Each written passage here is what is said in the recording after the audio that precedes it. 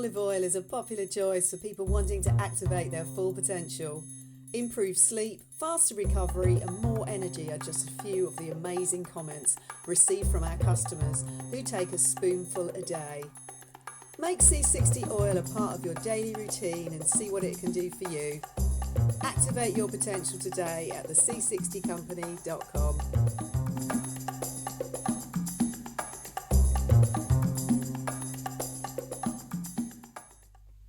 Hello and welcome to this David Icke Connector videocast.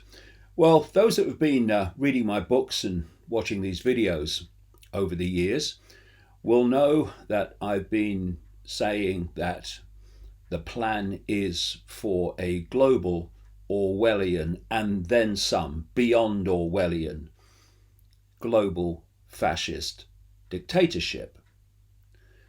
And as we observe the world today, it's happening, and it's happening with a gathering speed. And it's happening because it's not something that's random, just being introduced willy-nilly. It's because it's long been planned, and what we've been experiencing are the stepping stones, what I call the totalitarian tiptoe, towards that end of total global control of the human race. And every now and again you have a step that really does emphasize where we're going and the speed that we're going there. And this week, a British law officer said she was contemplating the possibility of making those that question and expose the consequences of vaccines should be subject to criminal law. This comes in the same period that the government says that it is also contemplating, read planning, to make vaccinations compulsory. And I'll go into that in more detail shortly. But of course, mandatory vaccinations are being introduced again and again and again across the United States, and it's meant eventually to be global. And what we're looking at is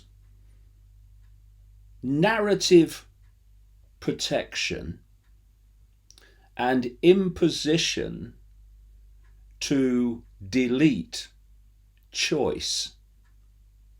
And if you look at what freedom is choice. The more choices you can make, the freer you are. The fewer choices you can make, the less free you are. And what's happening is choice is being deleted right across human society, systematically. And what I mean by protecting the narrative is this. First, you dictate how things are. The official narrative of what's going on and why and what the cabal wants the public to believe. Now, of course, if that narrative is flawed, nonsensical, how can I put it?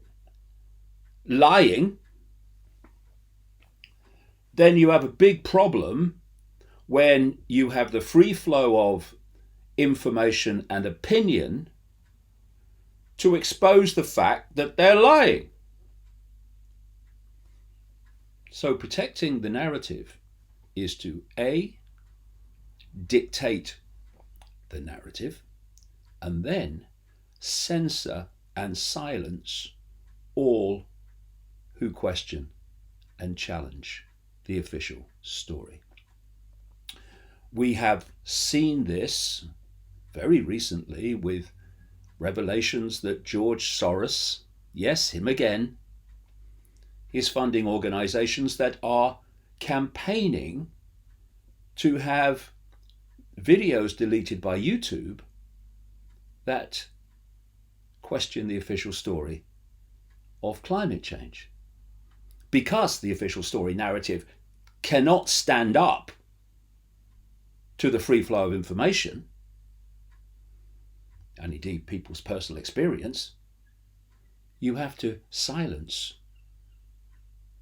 any opposition, any questioning, so that what remains is only the official story for people to hear.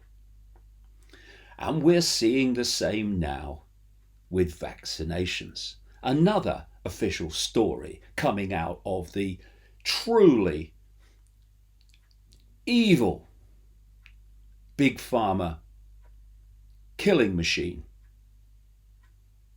called conventional medicine, mainstream medicine, which is just an extension, when you go to your doctor, whatever, it's just an extension of the pharmaceutical cartel. That's all it is, big pharma, who make untold, stunning amounts of money every year from you being sick. Anyone think they have an interest in you being well? But the official narrative of vaccines comes out of the big pharma cartel. And then it's protected increasingly by government and Silicon Valley, all part of the same web, so that it's now being contemplated in Britain to make questioning and exposing vaccinations and their consequences a criminal offence. And of course, while all this is going on, we have the coronavirus scare. And there are some rather interesting coincidences going on with that, and relate to protecting the narrative. Because what's happening now is information is being manipulated and deleted or banned that is questioning the official story of the coronavirus and where it came from and what it is and all the rest of it. So here's just a few little coincidences. Around 6 weeks before this coronavirus came to public attention in China, there was a simulation of a coronavirus epidemic, and it was run by the Bill and Melinda Gates Foundation. Bill Gates, you wouldn't trust him to tell you the time in a clock factory, and he wants to vaccinate the world. He's one of the big global advocates of mass vaccination and spends enormous, fantastic amounts of money in pursuit of that. Also, part of the organizing group of this coronavirus simulation, just before the real thing, was the World Economic Forum, which is this gathering of the 1% in Davos, Switzerland every year. The same World Economic Forum, which Bill Gates is heavily involved, that set Greta Thunberg on the road to global stardom, promoting the climate change hoax. And she was invited back this year to Davos to again berate the people who invited her. The 1% that are the force behind the climate cult and the climate change hoax. It's a small world when you go beyond the official narrative. Now, Johns Hopkins University is also involved in this simulation. Now, Bill Gates also funds the group that owns the patent to the coronavirus. And that group is now, it is said, working, I bet they're further along the road than we're being told, to say the least, on a vaccine.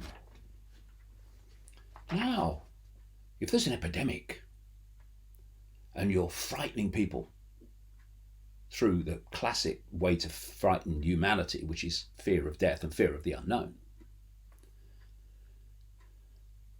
then you're going to get enormous public support from people who say, yes, people must be vaccinated. Save us. And those who won't be vaccinated, they need to be arrested and all that. So it's a classic, potentially, problem, reaction, solution. Create the problem, get the reaction, and offer the solution. A global vaccine. And what will be in it? If anyone says, oh, I know what will be in it, they're lying. Very few people have to know what's in it for it to globally circulate.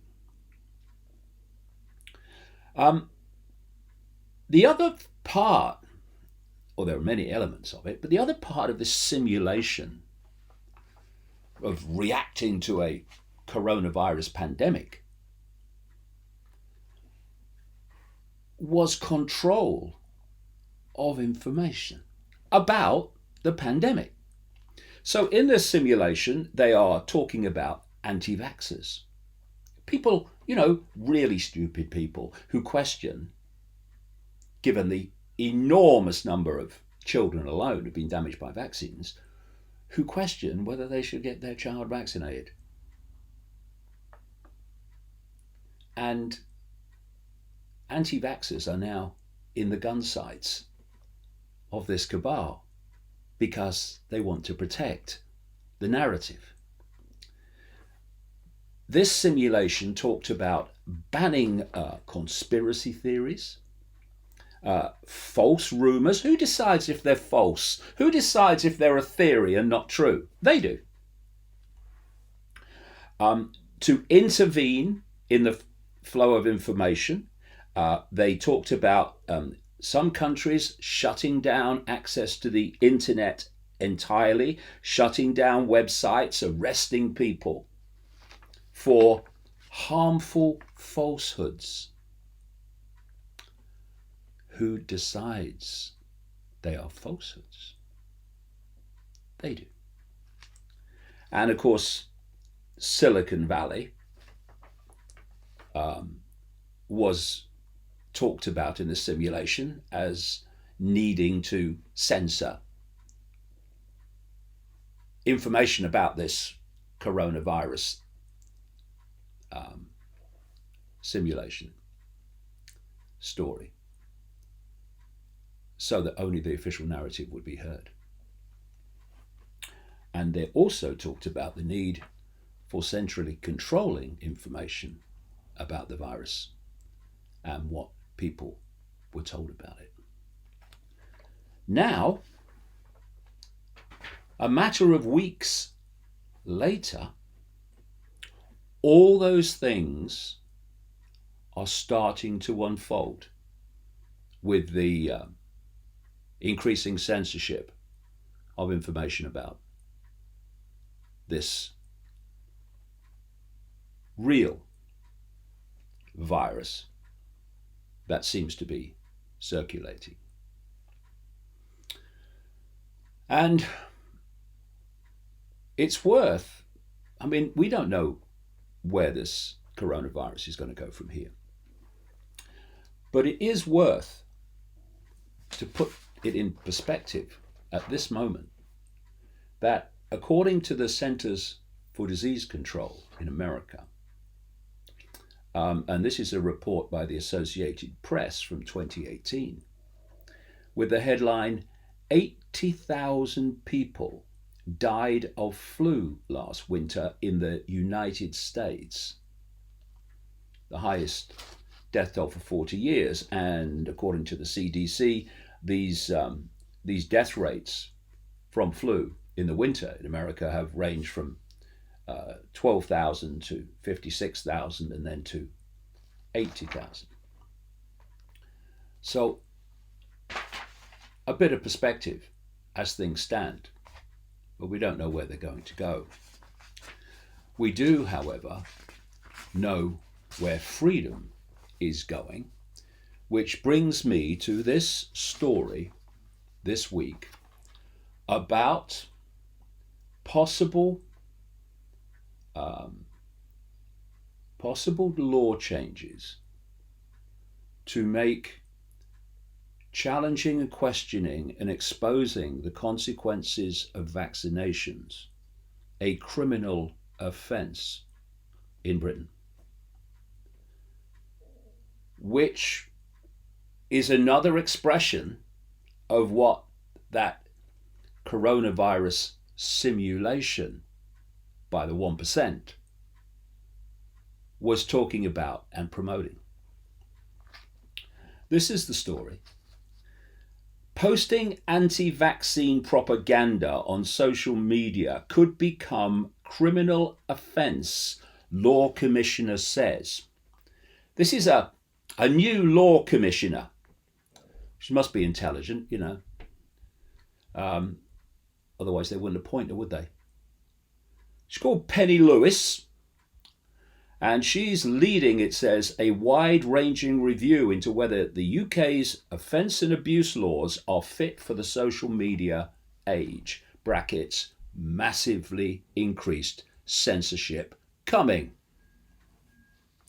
Posting anti-vaccine propaganda on social media could become a criminal offence even if those promoting it believe the pseudoscience, the UK's new criminal law commissioner has said. Notice, official story, always science. What was that, Greta? Listen to the science. If only you would. And anything that questions the science, i.e. the official narrative, is pseudoscience. It's all in the language. Penny Lewis revealed she is considering whether laws should be amended to lower the threshold of criminality for posting false information online that endangers lives. Let me just translate that from the Orwellian. Posting false information, who decides if it's false? They do. Who decides if questioning vaccines and their consequences is harmful as opposed to the consequences of the vaccines, which are provable fact? They do. And it comes as the Health Secretary, Matt Hancock, said in September that he was looking very seriously, brackets, planning, at making vaccinations compulsory for state school pupils after the UK lost its official measles-free country status due to the steady fall in the MMR immunisation rates. So this false information endangering lives, what about all the vaccine-injured children since vaccinations began? Is pointing this out, that there are vast numbers of vaccine-injured children in the vaccine era, endangering lives? Or could it be saving some? And here we have, with the evidence that vaccines damage children, having the Health Secretary, i.e. just a puppet, talking about having those vaccinations mandatory. Currently, people are protected from prosecution if they sincerely believe the misinformation they publish under laws designed more to tackle bomb hoaxes than internet health conspiracies. Been pointing this out for so long. What you do is you pass laws, and you do it on the basis of protecting people from terrorism, and then once the law's passed, you apply it across the board to many other things that are nothing to do with terrorism. So Professor Lewis, she's a professor, must be intelligent, said current legislation also meant people only face prosecution for publishing information with the purpose of causing annoyance, inconvenience, and needless anxiety. Well, that's the mainstream media done for in a sentence. However, she cited anti-vaccination posts and people advocating alternative treatments for cancer instead of chemotherapy as areas where lives could be endangered. Of course, they're not endangered by chemotherapy, which, as one doctor described it, is like weed killer, which destroys the human immune system. So she says, if the purpose is actually not to cause annoyance or anxiety, but they think they are doing the right thing by posting false information, that we call false, about a vaccine, for example, it is then there should be a recklessness-based fault element or even a lower criminal threshold. So where they've really not done their homework, or especially if they have, and they've been negligent in the way they have spread this false information or disseminated it, I think we need to look into whether there is a role for criminal law in relation to false health information. Well, that's Big Pharma done for. Professor Lewis became the one of the Law Commission's 5 commissioners last month, and will lead its work drawing up reforms to modernise swathes of the UK criminal law over her 5-year term, starting with a wide-ranging review of how Britain's communications laws function in the social media age. Brackets, watch for more mass bloody censorship. And she said, women face online hounding that hounds them off social media and silences them. Oh my goodness, Ms. Lewis. And all the mothers who care about their kids and the dangers of vaccinations, you want to silence them.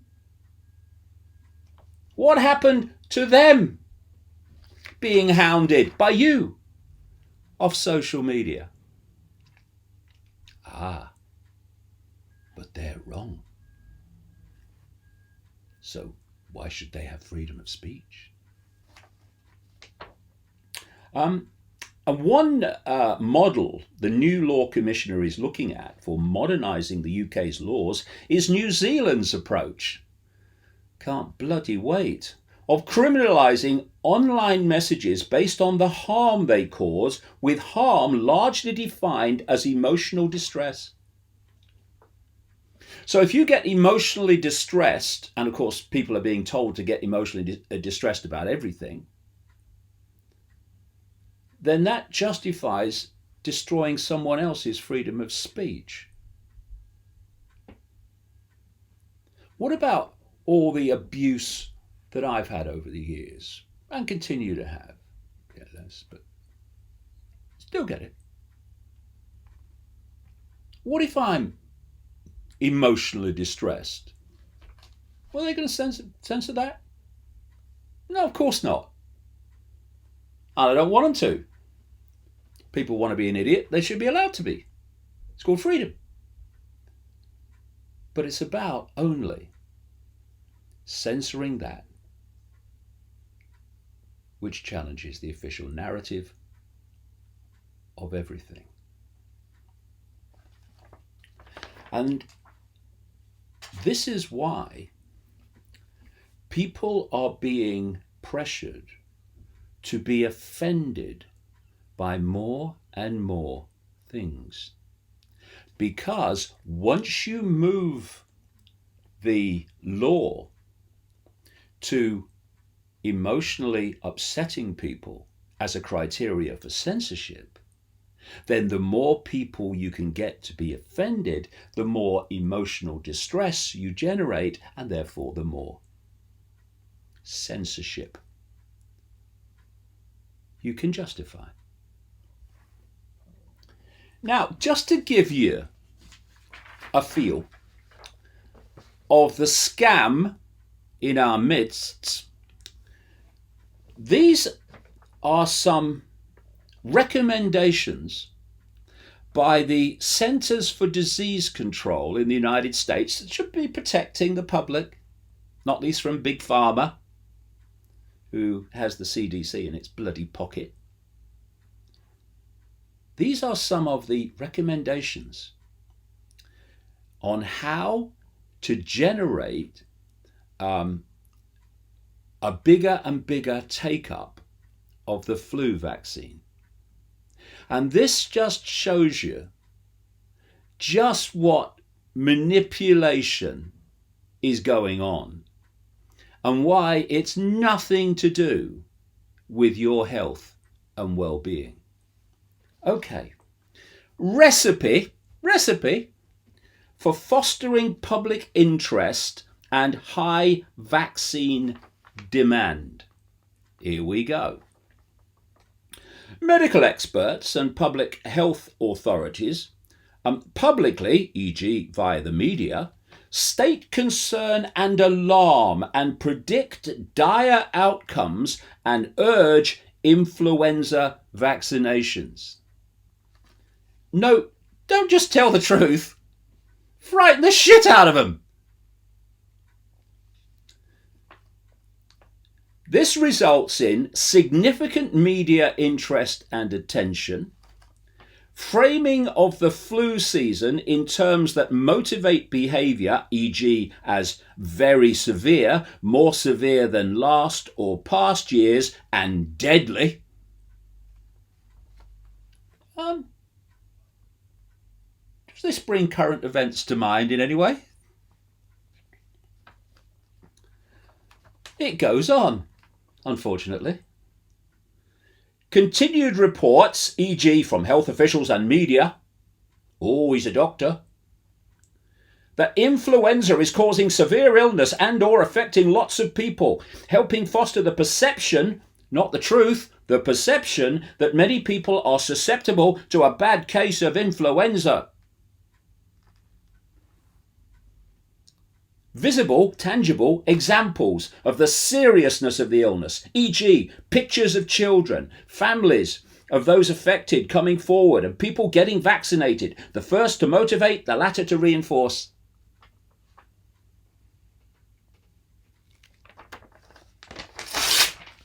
Go. Nancy Pelosi impression. It's mind control. That's all it is. Perception manipulation to get you to do what the authorities want you to do. So they're lying, Ms. Professor Penny Lewis. Criminal law for them?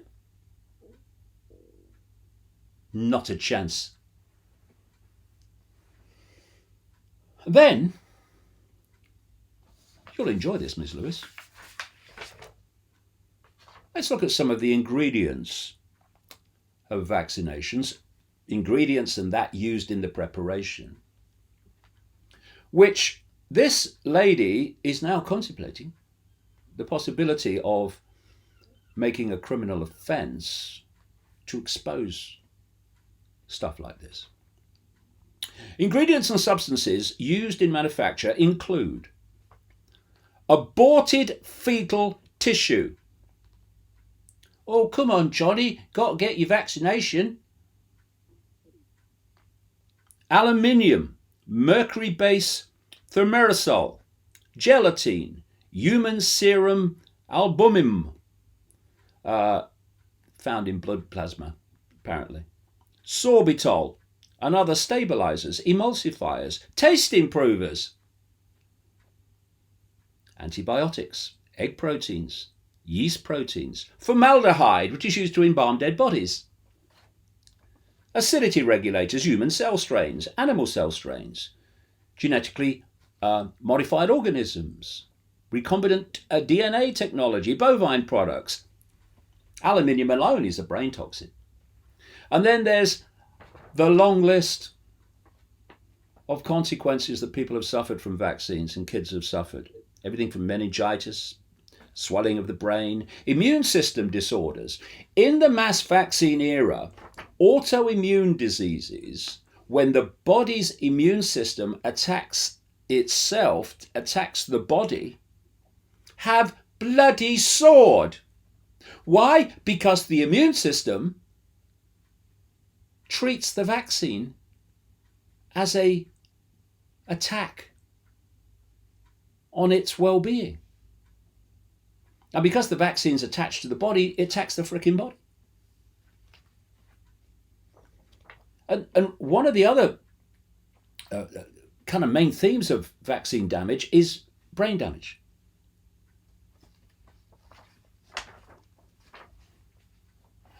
And with all this as a potential consequence, we have fascist, because that's what we're talking about here, fascism, fascist governments imposing mandatory vaccinations, meaning they are condemning to damage at least some of the people that they are enforcing the vaccines on. Statistically, bloody obvious. And contemplating introducing a criminal law for questioning and exposing those consequences. If that is not fascism, then give me a better bloody definition.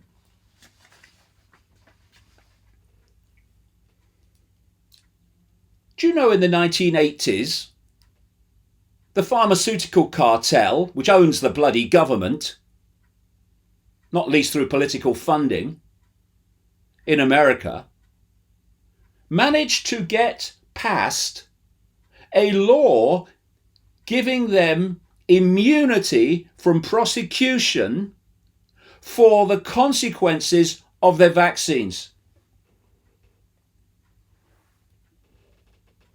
And something else. The justification given by Congress in the United States was that vaccines are unavoidably unsafe. I found this on the Cornell Law School website, giving this quote about the National Childhood Vaccine Injury Act of 1986, which gave Big Pharma this immunity in America. This is what it says. Subsection B, unavoidable adverse side effects, direct warnings. This provision sets forth the principle contained in Comment K of Section 402A of the Restatement of Torts that a vaccine manufacturer should not be liable for injuries or deaths resulting from unavoidable side effects, even though the vaccine was properly prepared and accompanied by proper directions and warnings. The committee has set forth Comment K in this bill because it intends that the principle in comment K regarding unavoidably unsafe products, i.e. those products within the present state of human skill and knowledge cannot be made safe, apply to the vaccines covered in the bill, and that such products not be the subject of liability in the tort system.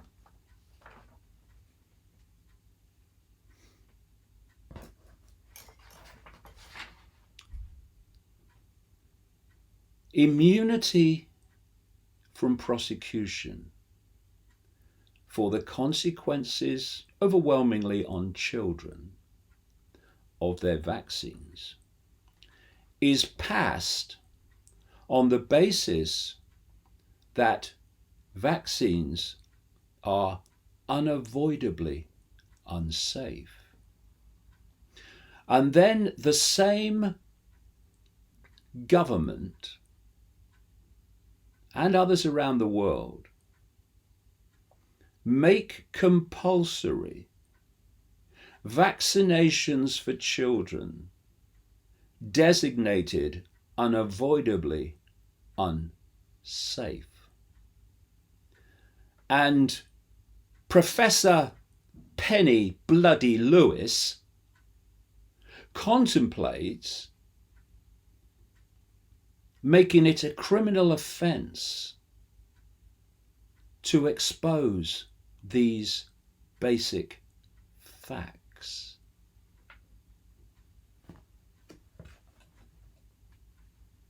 That is fascism. That is tyranny by any criteria. So,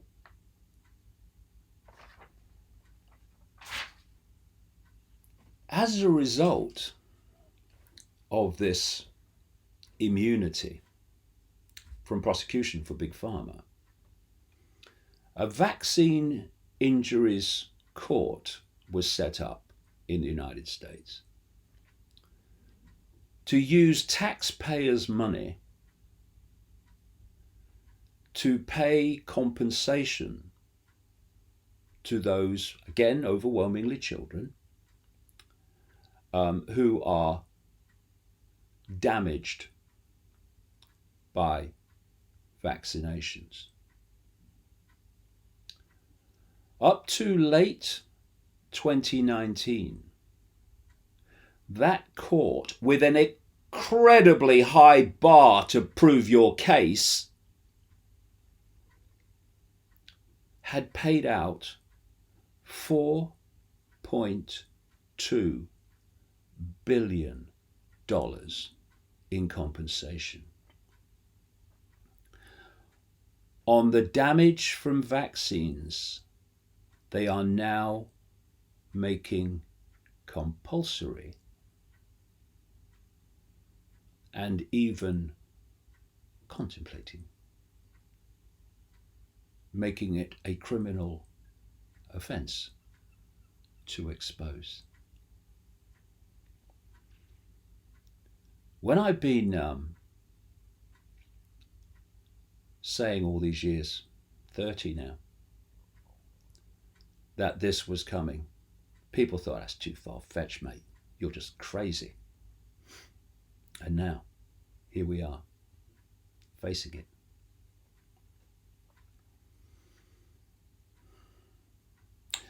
See, what happens is there's a web, and this web has many elements that answer to the spider in the center of the web.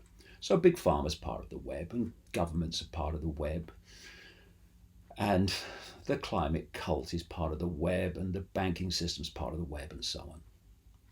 Media, overwhelmingly part of the web.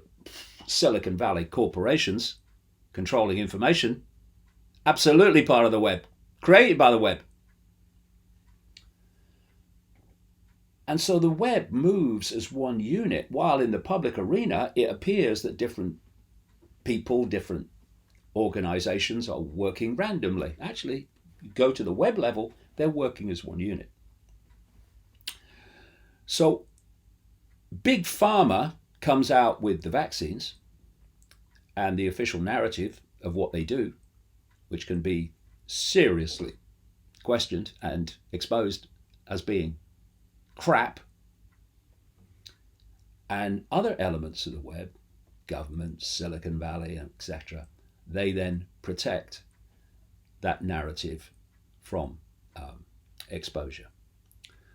So here we have now the official story of vaccinations and whether they're safe or not being decided and then protected by government, etc., by a big pharma cartel that is a killing machine.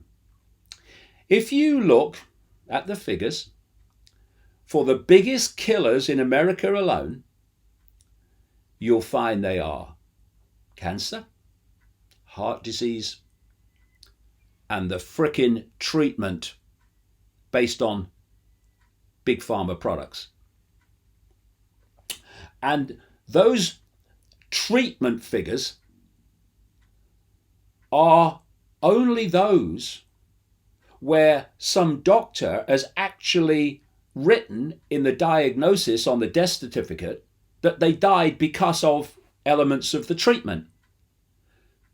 Far more will be written away somewhere else to hide the truth of what really happened. You put them together and you've got the biggest cause of death in America is the frickin' treatment.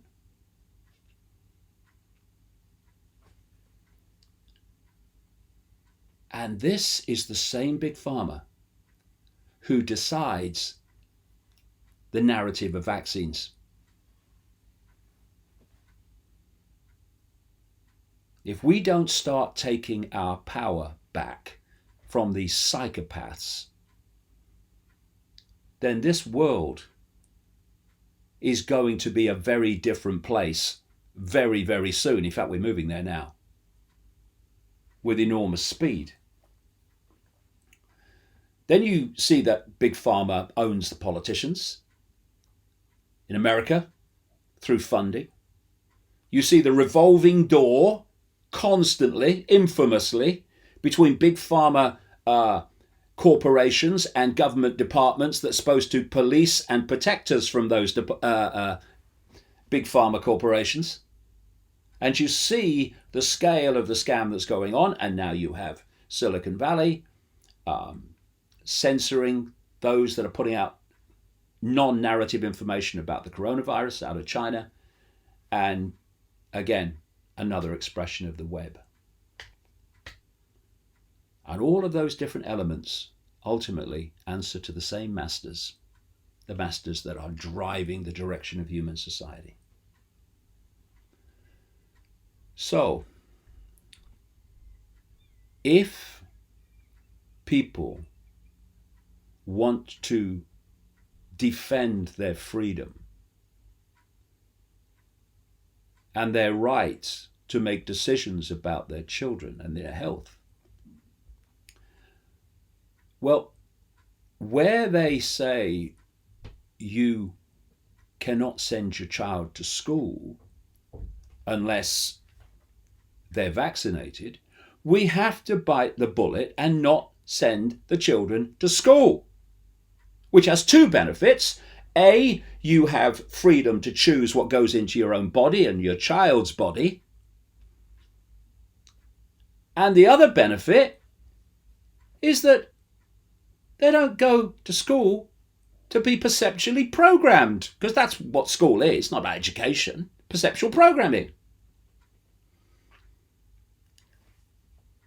And if we don't do that, then we are acceding to fascism, a definition of which has to be not having the right to decide what goes into your own body and into your child's body.